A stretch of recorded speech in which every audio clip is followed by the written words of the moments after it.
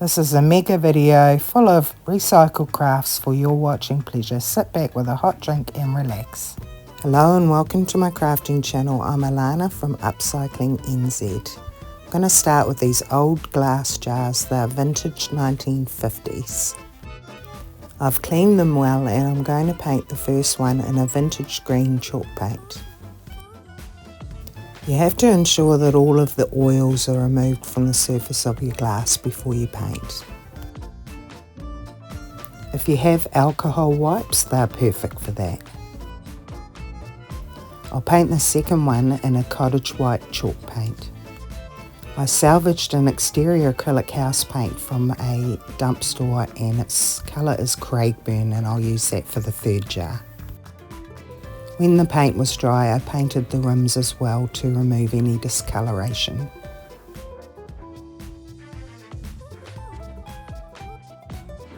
I let the jars dry and then I added a coat of Rust-Oleum clear coat and a matte finish to seal that first coat.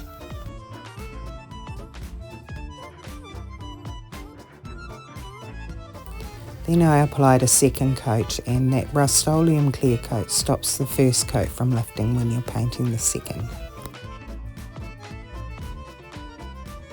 Once all the jars were painted with their second coat and dried, I added some PVA glue, you can use Mod Podge, around the neck of the jars.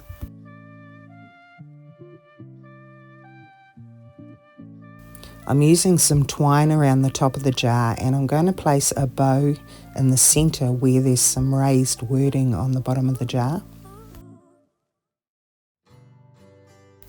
I start with a tail and hold it and cross the next wind of the twine over top. That way I can continue to wind, leaving that tail in the centre where I wanted it. Then the other tail will meet and you can tie the bow off.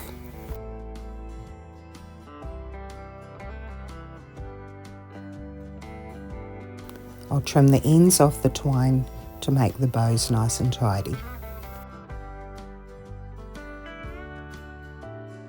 I've completed all three and I'm just going to burn off the loose fibres that tend to stick out from the top of the twine. I'm using a stamp for the front of the jars and I'm just going to paint on some glass and get a nice even coat, and then I can use that as my ink pad. I'll put white on two jars that are darker in colour. I want a really subtle look. The stamp I'm using is just some indistinct script, and I think it gives it a beautiful look at the front. For the white jar, I'm going to have to use a darker colour to provide that contrast, so I'll use the vintage green chalk paint. These jars can be used as vases. They make great centerpieces for weddings or for your dining table.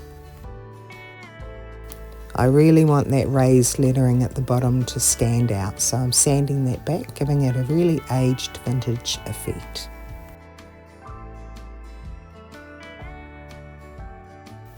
I've also sanded the bottom to give it a nice smooth base for sitting on your furniture. I've just removed the sanding dust with a wet wipe, and now these are ready for their final coat of clear coat to seal that paint in.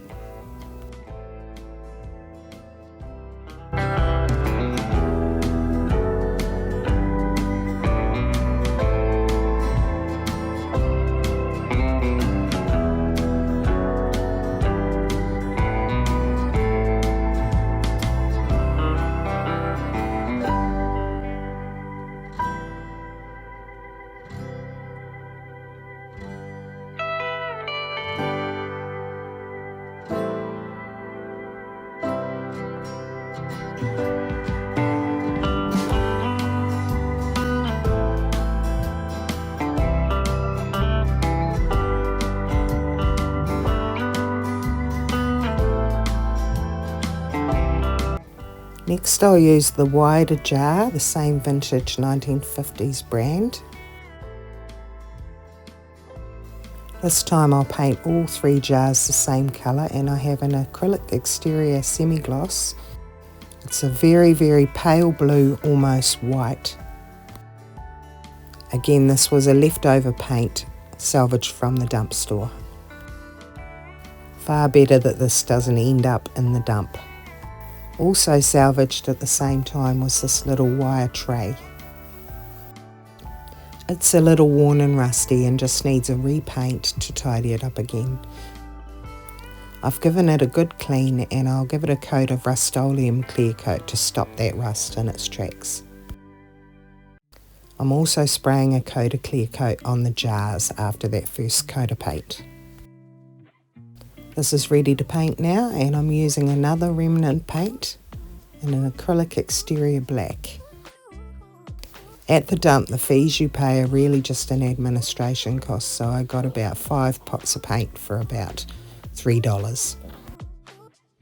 The jars needed another 2 coats of paint, and once they were dry, I took some serviettes that I'd picked up with this lovely French style pattern on it. I think that goes beautifully with the wire tray.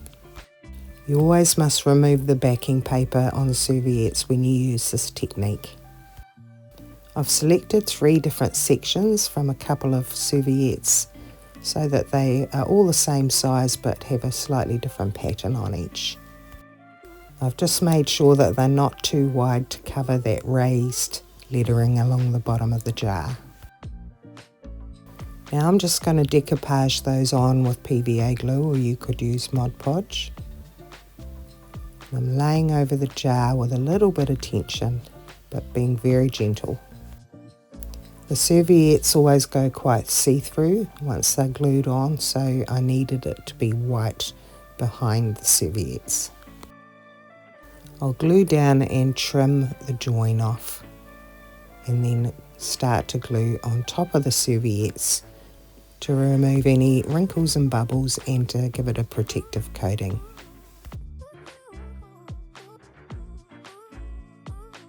I'll remove any excess glue from around the serviettes on the jar, and when they're dry I'll sand the raised lettering at the bottom and do the base of the jar again.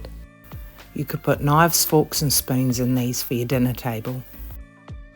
I'll remove the dust again with a wet wipe, and for these jars I'm going to use a black wax cord around the top. I'll just tie a single strand around and tie a bow in the top. Then I'll lower it down a little bit and add a little PVA glue or Mod Podge to keep it in place. I keep a little squeezy bottle for little detailed work like this. Then just push it back into place and allow it to dry. I've trimmed the end of the wax cord and I'm just going to melt the very end so it doesn't start to fray. I'll add a couple more dabs of glue to ensure that that bow doesn't come undone. Then I'll give the jars and the tray a Rust-Oleum clear coat matte finish.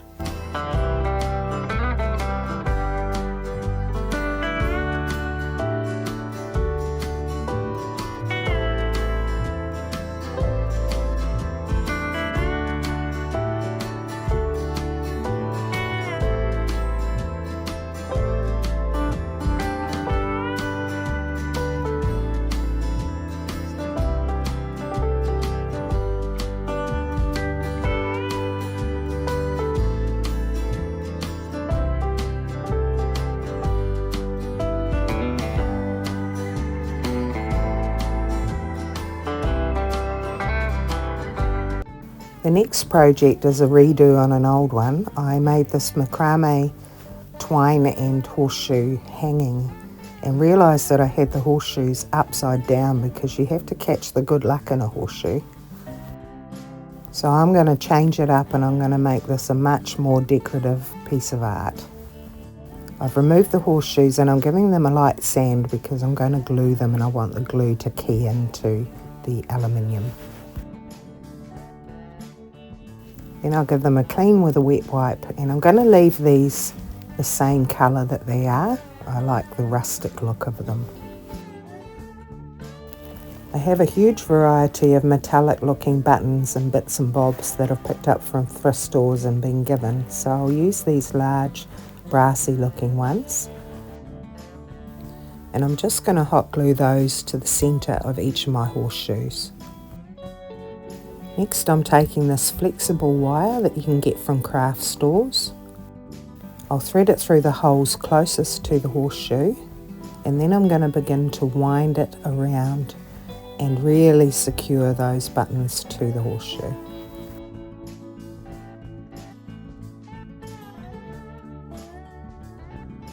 I'll continue to wind my wire several times around until I reach the first of the nail holes. I'm pushing the wire together to close it up, and then I'm going to add a metallic bead, and it's just going to sit in the crevice of that nail hole, and I'll continue to do that all the way until I have several beads decorating each side. Then I'll wind wire around again until I reach the end.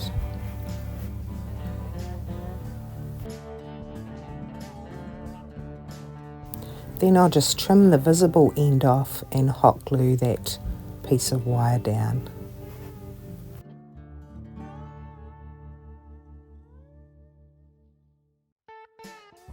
I have some more metal buttons, and I found that the backs fitted nicely into the nail holes on the horseshoe, so I'm going to hot glue those in, and they'll be nice and secure because they push in. Next, I have some little irregular pearl beads, and I'm going to fit those into the groove that is along the horseshoe between the button and the wire. I'm using some hot glue for this, and I'm letting the hot glue tuck under the button and the wire to secure those in. To ensure that my horseshoes now hang upright and catch all the good luck, I'm going to use some twine, and I just glue the little tail on and wind around until I've got a nice secure hanger. I'll trim the end off and hot glue that down, and I'll leave enough on the other side to wind again, making sure both sides are even, and finish the other side off. I've left enough tail on each end so that I can tie those to a level where they sit nicely and evenly on the macrame hanger. The horseshoes are slightly different sizes, so I've hung them in a way that I'm happy with. And then I'm just going to create a hole in the middle of the macrame at the level that I want to hang each one.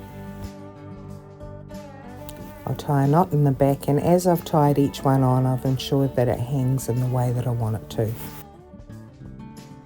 If you're not good with macrame, or you don't have a macrame length that you could hang these to, you could just use a heavier piece of rope.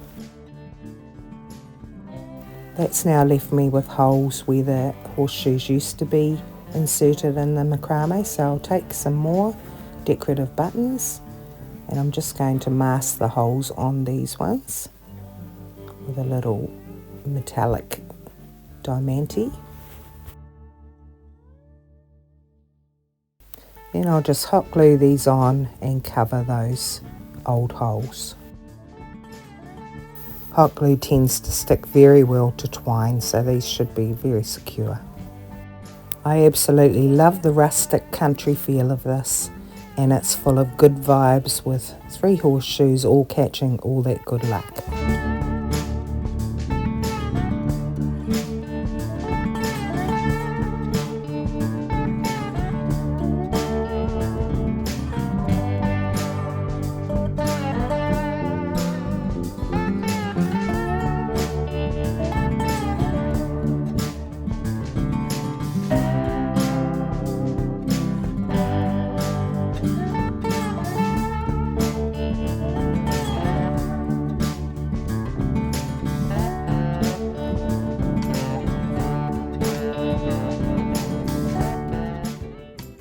This is some newsprint paper. It's quite thick and quite aged, and I'm taking soup cans. I'll measure the length of the soup can, and I'm going to measure the paper up and rip it along a ruler so that the piece I'm left with will go all the way around the can. I'll then take some white glue or PVA glue. You can use Mod Podge for this. And I'm putting a nice even coat around the can. I'm just lining that up with the seam of the can to make sure it goes on straight. Just continue your way around the can, and I'm pressing the paper into those grooves with the paintbrush. I'm getting a nice layer of glue coated all over the can while I'm doing this. And the coat of glue on the outside will provide a seal to the paper. I've made heaps of these, and I've also made a couple with some writing paper, which also was aged. I've also taken some pages from an old book. These are the blank pages, and I'm using some black chalk paint on a piece of glass, and I'm spreading that paint very evenly across the surface so that I can use that as a stamp pad. The stamps I'm using today are all French advertising stamps. I'm placing them so there's a bit of space around each stamp, and in between I'm just refreshing the paint on the stamp pad. I check the back of the stamp each time and can see if I've missed any areas with the paint. I have to apologise if I'm a bit nasal today. There was a flu going around at work that I picked up. If you want to make the stamps a bit bigger, you can add little designs above and below each stamp. And once they're dry, I'm going to use a ruler again, and I'll rip those down in size till each becomes a label. And with mixing up the stamps, I create quite a few unique different looking labels. I've curved the corner on some of these, and I'll take some antiquing wax and a damp sponge, and I'm taking most of the wax off the sponge and just gently applying it around the edges of each of the labels. This gives them a wonderful vintage look. You can buy a scrapbooking product that does this, but you'll find that doing it with antiquing wax, the wax goes a very long way and it will be much more cost effective. Once the tins are dry, you can see that the metal starts to seep through the paper a little, adding to that aged effect, and by adding some more antiquing wax to the bottom and top edges of the cans gives it this fantastically aged look. Now I can add my labels to the cans, and I'll use PVA glue again and decoupage those on. I did a test run on another can earlier using a thinner paper, but I found when I was pressing into the grooves of the can with the paintbrush that it was actually tearing, so it's definitely better to use a thicker paper for this. And I just love the way these labels look on these cans. You can use the same technique on bottles and jars and storage containers, and with different sized tin cans. Next I'm taking some soft pliable wire, and I'm cutting it between 15 to 20 centimeters long. I'm cutting 4 of these. I'm drilling holes close to the top of the can on either side, and just ensure that your drill bit is slightly larger than the wire that you're using. You can make holes with a larger nail and a hammer if you need to. Now I'm just shaping that wire until I'm happy with where the handle's going to go, and I'm just bending the ends in with some pliers so that they slide into those holes. Now that I'm happy with the shape and size of that, I'll remove it again, and I'm just going to duplicate that and make one of these for each of the cans that I'm going to have in this set. When they're completed, I'm going to paint these with an acrylic exterior paint, which is almost black, but it has a very brown tint to it. And I'm going to paint the handles. And very carefully I'll do the top rim of the cans. You'll find it's easier to do if you level your paintbrush on the same level as your cans. I'll also paint the bottoms and bottom rims of these cans. These are going to require 2 coats, so let this first coat dry and then add a second coat. When these are completed, you can use them for any number of things. They'd be very cute with little succulents or cactuses in them. You can put pens and pencils. I'll probably use this set for a knife, fork and spoon set, which would look great for outdoor entertaining. So when they're dry, I've just bent the ends of the wires up and I've finished my little caddies. For an extra layer of protection, I'm using a Rust-Oleum clear coat in a matte finish, and I'm just giving that a coat on the outside. This is a sealer coat that won't change the appearance of the cans. For the rest of these, I'm going to use twine to make the handles, and you won't need to drill holes for this technique. And I'm taking 3 lengths, again a bit longer than I need to make the handle, probably more like 20 to 25 centimeters long, and I'll tie a knot in one end. Trim that off and then plait the 3 pieces of twine, creating a rope for the handle. This doesn't take too long once you're in the swing of it. I'm just checking again to make sure I've got it at the length that I want before I tie a knot in the other end and trim off the excess. If you didn't want to plait your twine, you could use a single strand for this. You'd still have to tie a knot in each end though. So now that I've got that ready, I'm going to take another piece of twine and I'm just holding that in the centre and wrapping it around both ends of that plaited piece and trapping that inside my winded twine, and I'll go around about 3 times. I've left a tail at each end long enough to tie a bow, and then I'll pull that really tight and tie a knot to trap the handle ends into the can. Then I can tie a bow and trim off the excess. And to finish this, I'm just going to pull the handles up to the knot, position it where I want it, and I'm just going to hot glue down the bow so it sits nicely the way I want it on the front of the can. Using this technique, you'll find that the handle is very secure on the top of the can there and it will not come loose. I'm just going to burn off any excess fibres from the twine. And I've done some of these cans with bows and some of them I just cut off close to the knot. And these are just so adorable. You can use these for single can gifts with fudge or cookies wrapped in cellophane, lollies wrapped in cellophane.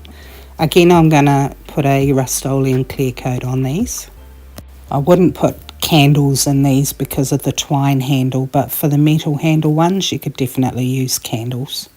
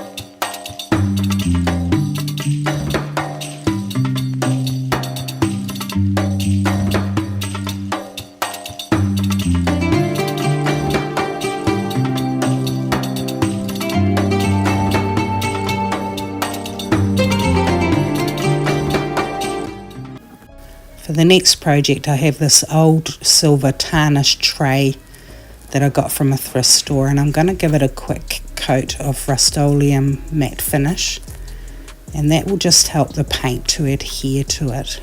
I'm using the white enamel acrylic paint again. It's a water-based enamel. And I'm painting all of the inside of the tray, and then I'm going to go around the edges, leaving the top rim of the tray and some of the design elements around the side unpainted. If you make a mistake at this point, you can just wipe it off with a wet wipe and redo it.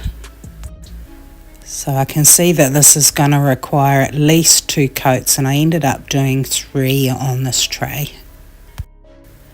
Once those 3 coats had dried completely, I'm taking a stencil, which is also a French advertising design, and I'm taking some masking tape and just pinning that down on the 4 edges. I'm going to use black chalk paint on the stencil. The brush I'm going to use for this has quite a flat base to it, and it's a hard bristle brush. So I'm not putting too much paint on it, and I'm just dabbing that from above all the way around the stencil. Don't brush it or it will bleed, and if you put too much paint on the brush it'll bleed. So I've just removed that. There's a couple of little places that I needed to touch up, and I'm just touching it up with the white paint again. The tray will need a good coat of Rust-Oleum clear coat in the matte finish, mainly because you'll likely be putting things on the tray. It won't be food safe though.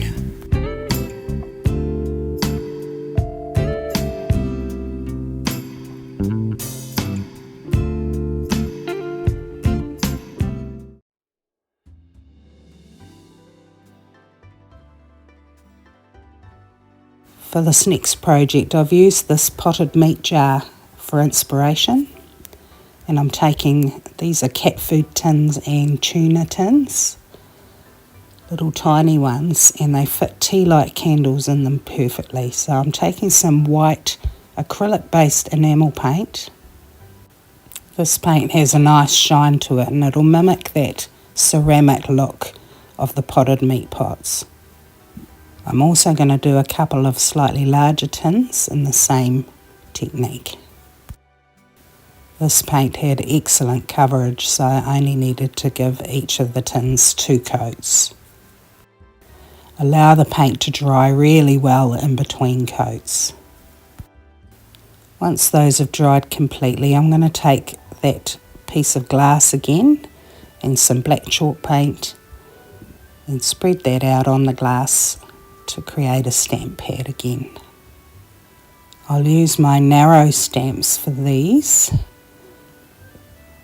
And when you apply them to your tin, make sure that you are holding it firmly in place while you press, and make sure that all of the areas have contact with the tin.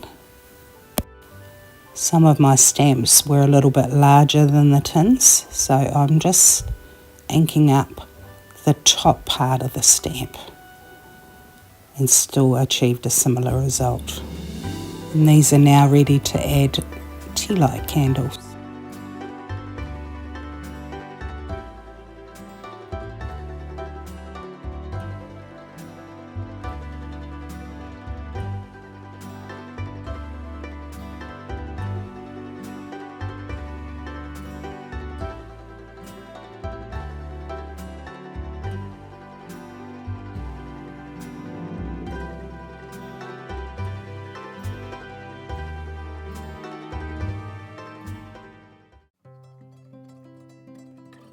I never let anyone throw out any decorative bottles when we're drinking them at the dinner table.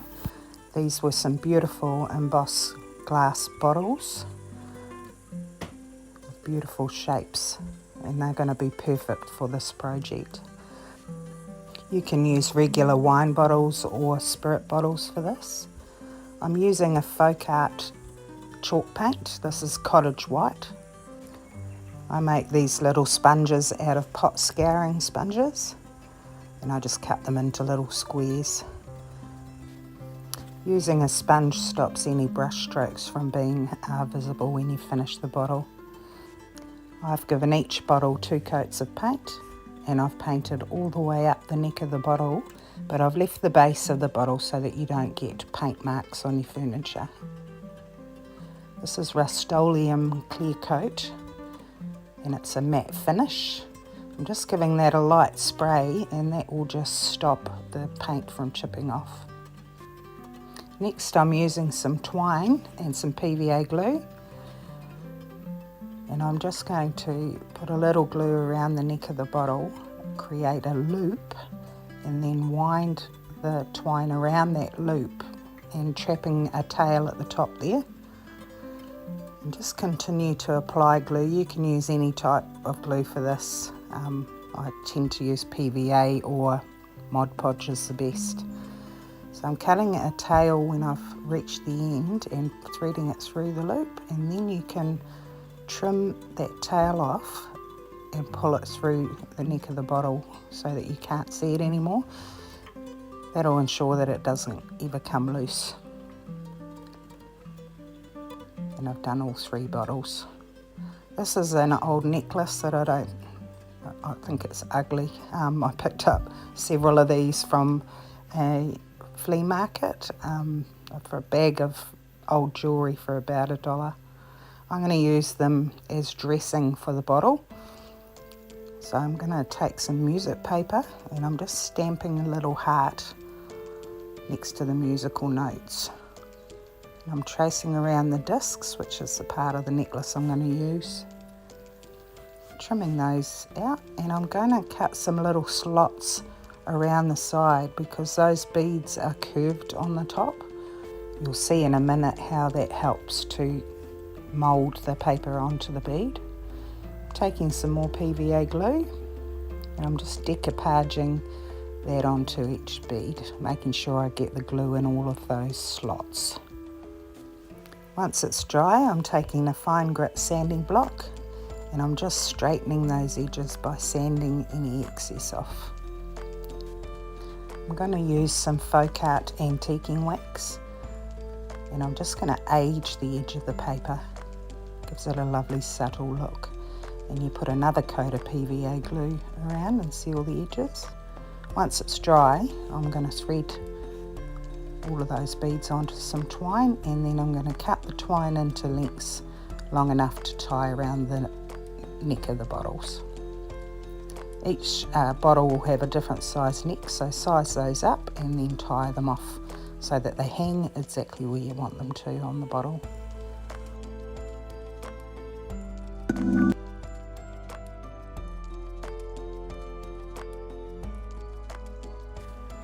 You may have seen these bottles around.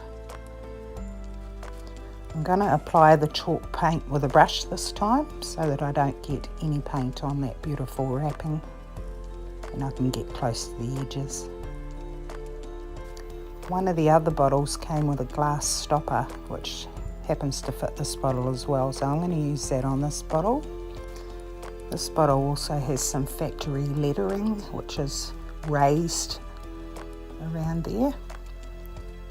I'm going to do something a little bit different with that.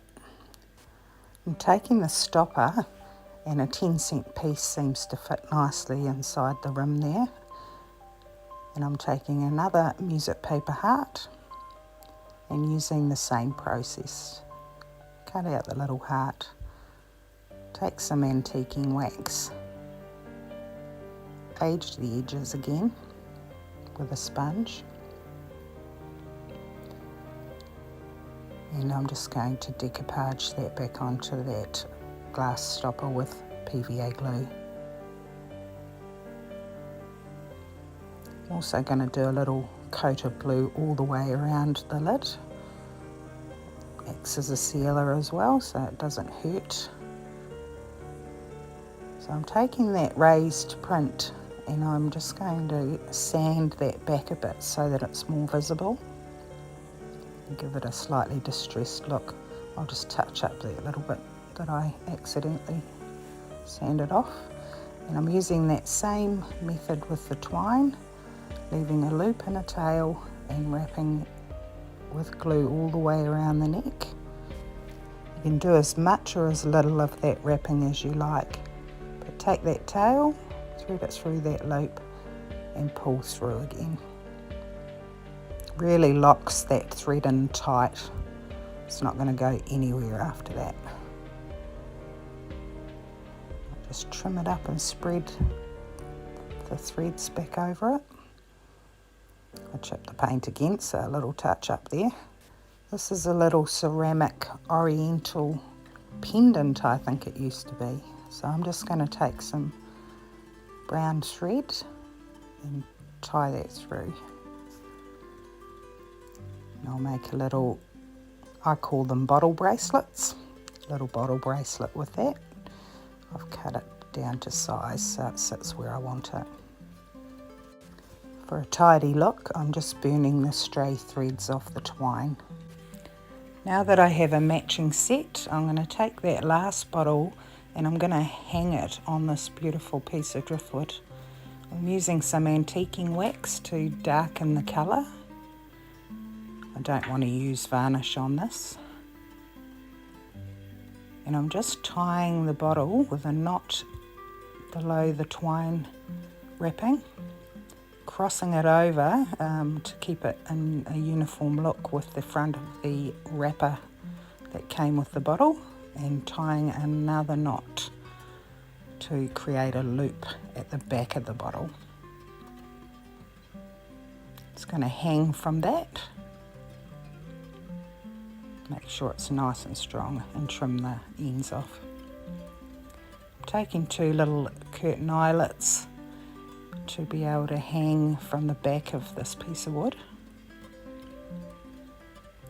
And on the front I want to use this black hook, but it's a bit too deep to go through and it will expose the back, so I've used a little brass washer just to give it some height. This is some bendy wire. I'm just going to wrap that nice and securely. It's a bit of weight on it, so make sure that's really strong and trim the ends off.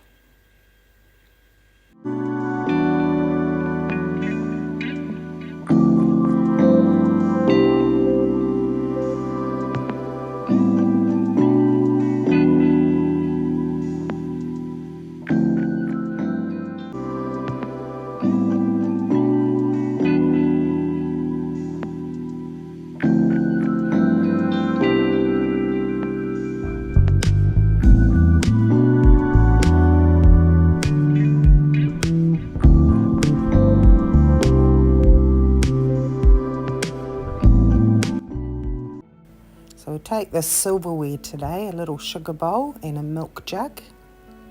And I'm going to take some sage chalk paint and paint those, leaving the bottoms silver, the handles silver, and leaving the insides. Shout out to Julie, I think Julie will like these. Julie's comments have helped me a lot and have been very constructive. So I'll give these little items a second good coat. And once they're fully dry, I'll take some antiquing wax and I'm going to paint that around the edges and into the crevices to age this and make it look more vintage. Just wiping back a little bit with a wet wipe and ensuring there's a lot of that colour around the creases. Shout out to Nat over in Queensland. I've been having some lovely conversations with Nat in the comments. So last week I got an order in from Temu and I got these beautiful rose transfers in that order. I'm cutting out some of the smaller floral details that will fit on these little items. And with these you just peel back the backing and it has a slight adhesive quality to it. That allows you to place it where you want it and start to rub off the image with the tools provided. You'll see it lifting from the film, especially if you work from one side to the other. It will need burnishing and you can do that with your finger or with a piece of the film that the transfer came from. Shout out to Fran, thanks for supporting me in my YouTube journey, and Sue and Gert from @GertCreates. Check out Gert's channel, it's great. I'm loving these transfers and they look like they've been painted on in great detail. I'll show you these in the next two projects at the end because they're a set. The next item is this little wooden cage holder. I don't know what it would have been used for, but I picked that up for $1 at a thrift store. I bought this salt grinder and I had a couple that I cleaned out that I had in my cupboard. I'm going to mask off an area the width of a piece of masking tape at the bottom and at the top of the jars. And this will allow you to see the contents just ever so slightly of what's inside them. So I'm going to paint these with a snow white chalk paint. And this is just going to serve as an undercoat because it adheres better to the glass than my top coat will, which is a acrylic house paint. This colour is called Craigburn. It's a lovely sort of mushroomy kind of colour. And I needed 2 coats of that. I'll do transfers on these as well, but I've allowed that to dry really, really well. Shout out to Julie, who's a friend of mine here in New Zealand. Her alias is Timekeeper. Your support's been wonderful. Also shout out to PD Mulgirl from Utah. Thanks so much for your positive affirmations. I've also had some wonderful support from Resin Artists. Her channel is called @ResinArtists and is a great watch if you are into seeing some beautiful resin moulded art. I'm taking a Stanley knife and just scoring the surface between the masking tape and the paint. I just don't want to peel off that paint when I remove it. These are looking gorgeous. There's just a little raised surface between the edge and the glass there. I'm just going to buff that off gently with some fine grit sandpaper. It'll give it a slightly distressed look, but it'll also stop it from catching and peeling off paint in the future. And I'm just going to use up all the bits and pieces that were left over from my offcuts. And I'm just adding that randomly to the wooden frame. Shout out to Julia. Thank you for taking your time out to watch my videos. So I'm really pleased with how these are looking. It's the 3 finished. And I've filled these with new packets of seasoning. That one's black pepper and this one is red chili flakes. The packet wasn't quite big enough for that. I'll have to buy another one and top it up. And I love how these look inside this holder. They fit perfectly. The next item is this bamboo cutting board, which is on a riser with some little feet. It's perfectly functional. I got it from a thrift store for a few dollars, but it's pretty plain, so I'm going to give this a makeover. I'll take some white chalk paint in the colour Snow and give that a really good coat on the surface and all around the sides. I'll leave the bottom unpainted. Big shout out to the people from Crafters United. I felt very supported by you all after doing a collaboration with Mini Scenes GB. I'm just sanding back any paint strokes that I've put on the surface there. I'm taking some antiquing wax and I'm going to age the chopping board a little bit with a damp sponge. So I'm just lightly applying that all over and concentrating more colour around the edges and the sides. I'll wipe some of that back with a wet wipe until I like how it looks. So I have a big shout out for Tracy at Mini Scenes GB. She actually supports a lot of smaller channels. She's a large channel with lots of subscribers, and she invites smaller channels to join in collaborations with her to try to get some more exposure for them. So thanks a lot for that, Tracy. So here I've attached a stencil just with masking tape to the board, and I'm taking a dry brush and I'm just stippling paint into the stencil areas. This assists in making sure that you don't get too much bleeding. The drier the brush and the longer it takes, the better your stencil will be. And I'm just going to remove that so you can see how beautiful that makes this board look. I still felt like it needed something else, so I'm taking a sheet of glass and some black chalk paint, and I just painted onto the glass and spread it out smoothly so that there's no build-up of paint in any one area.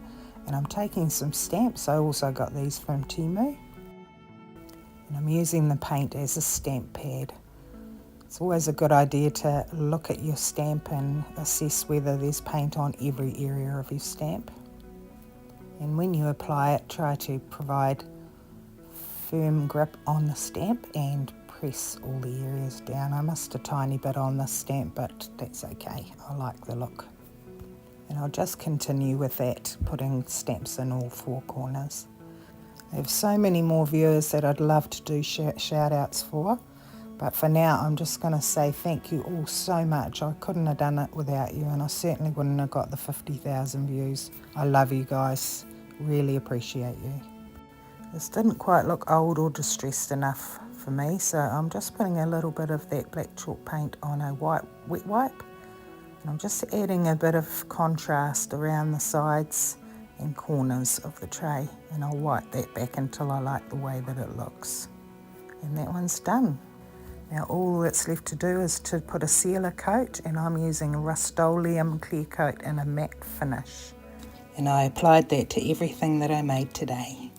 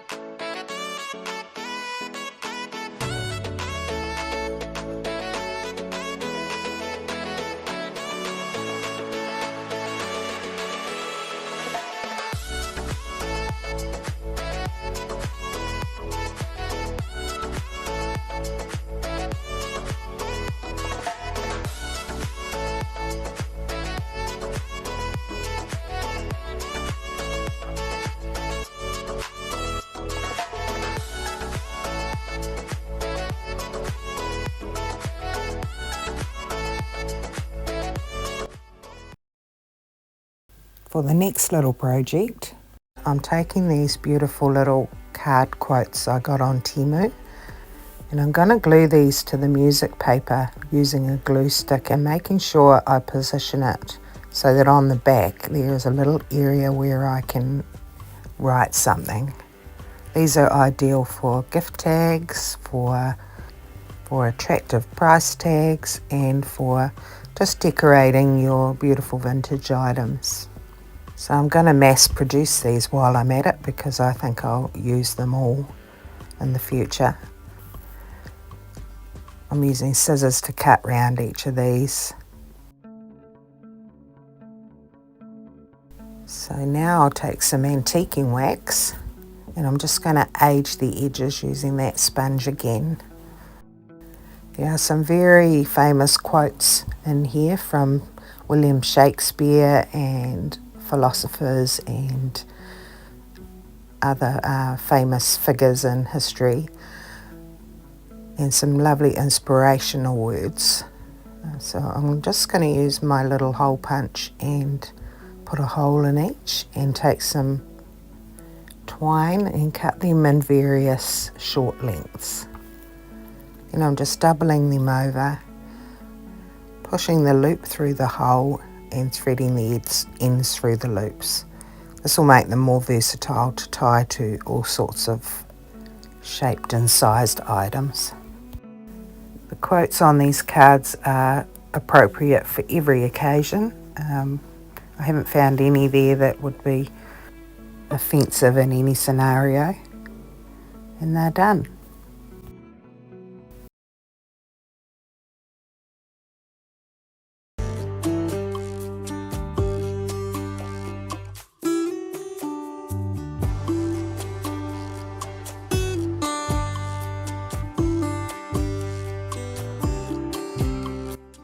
We're going to make some beautiful things with tins today, starting with this big tin. To start with, I'm just measuring the distance between the top and bottom rims. I'm taking some music paper from an old music book, and I'm just going to rip that down to size using my ruler. I'm going to be using antiquing wax on this later, and the ripped edges take the antiquing wax a bit better. So I'm ripping the sides down roughly as well. This helps them blend into each other and again to take that antiquing wax. I'll be decoupaging these on with some white glue or PVA glue. You can use Mod Podge for this. And I'm going to smooth that out so there aren't any puddles of glue underneath when I put my piece of paper on. So when I'm applying it, I'm just lining up the top and the bottom, and I'm making sure to get a nice layer of glue over the top of this paper. So when you add the next piece, you can blend that in. I've had to use several pages of this paper to get all the way around the tin. I pick up old music magazines and books from the thrift store, and they are so good for crafting projects. I never usually pay more than 50 cents to $1 for these. So I'll set that aside to dry, and I've done one with book pages and one from another music book with slightly larger print. And now that that's almost dry, I've got these beautiful prints that I got from the Temu website. They were a couple of bucks, I think. And they just have the most beautiful images. So I'm taking 2 pages and I'll split those into the 4 different pictures. I'm decoupaging that first one on in the same way that I did the music paper. I'm making this one for my niece's birthday, so don't let her know if you're watching the video. So my niece Arnie is very young, but she really appreciates art. She's an artist herself and does some of the most amazing work for a child her age that I've ever seen. Once I've attached this picture properly, I'll line it up directly on the other side with the next picture so that they are symmetrical or as close to it as possible. Then I'll be able to place the other pictures in between and line them up nicely. I'm going to add some more of those prints in a Christmas theme and a lavender theme, both of which I got from Temu on the other 2 tins.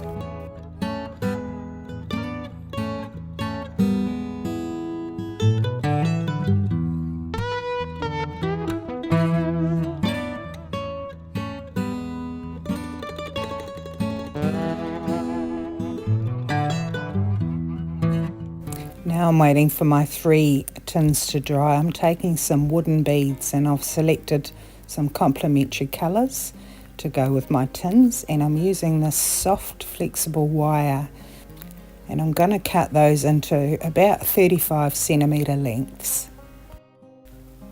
I'll thread 3 of these on with the biggest bead in the middle. These are going to become the handles for my vintage tins.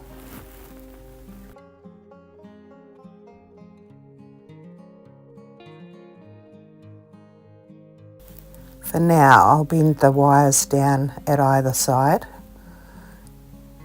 and then just below the bead I'm going to bend them back up again and create the width I need to get across the tin. I'll just put those aside for now. Taking some antique wax, I'm going to use this to age the tins using a damp sponge. And I'm just applying that not directly to the picture, but all the way around the base of the tin, and I'll gently apply some to the music paper down the centre as well. You can leave this quite dark like this if you like that very aged look, but I'm going to take a wet wipe and just soften back that colour. Over time these tins will age and some natural rust will start to peek through, and that's just going to add to the charm. So when you compare these next to each other, it's quite subtle but it has a big effect on how old the tin looks. I'm just going to repeat the process on the other 2 tins.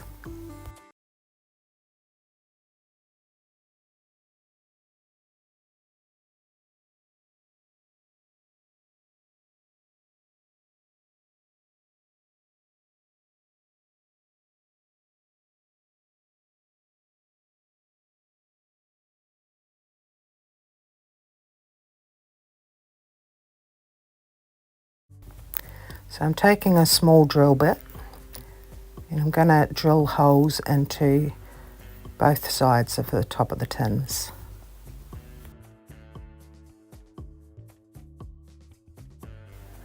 Those drill holes leave a jagged edge on the inside of the tin, so I'm just sanding the edges off that. And now I can attach these handles.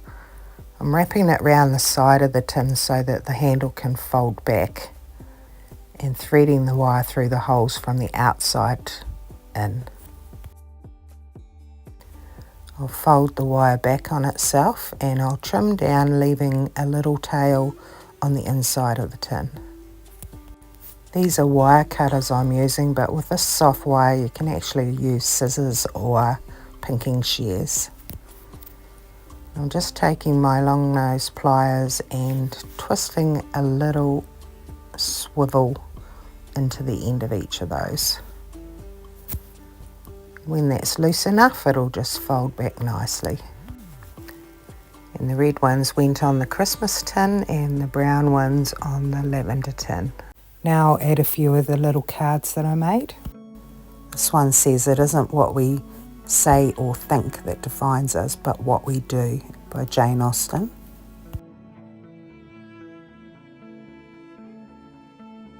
The next is an inspirational quote and my personal favourite. It says, "A comfort zone is a beautiful place, but nothing ever grows there."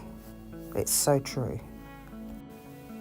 The quote I picked for Annika says, "And her heart was the best part. It would always calm the storm for those who were afraid of a little rain," by R.M. Drake. It describes my niece perfectly.